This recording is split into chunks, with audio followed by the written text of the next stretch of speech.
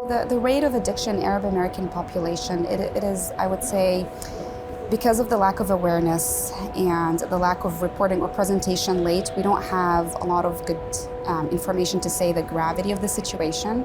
However, it is common, it is a problem, and it ranges from something as simple as addiction to smoking, or vaping, or even using hookah, to something as severe as, recreational drug use.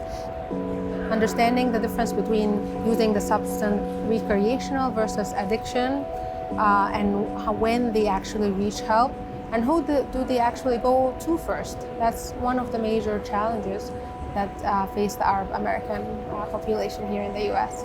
It's a big challenge in the community, understanding that addiction is a disease and that it's not something the person is intentionally trying to get into. The presentation can be complex because they present later because of the stigma again and the shame behind it.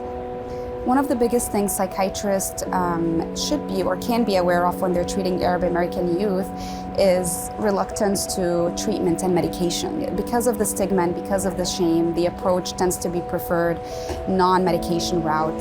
Don't make that assumption that just because the patient may look like coming from a certain religion, they might not use certain substance. So asking more curious questions about what they do growing up and using a lot of the information from the cultural formulation interview provided in the DSM-5 to help guide you figuring out what's the problem and how to ask for help.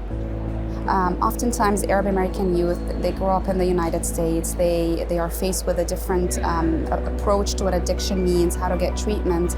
And a lot of times the parents grew up outside of the United States and have a completely different approach. So understanding the dynamic there and how, the perception of addiction for the child versus the parents. Faith can be tricky. In a way, it can be a protective reason for engaging in treatment and staying sober, but also can be a stressor and a reason to reach help later on in the journey. Conflict between your religious identity and being able to ask for help comes more actually for men at a lot of times. So this is one of the things that you be curious and being able to ask the patient certain question without judgment. The more you do that, the more you'll be able to get more information.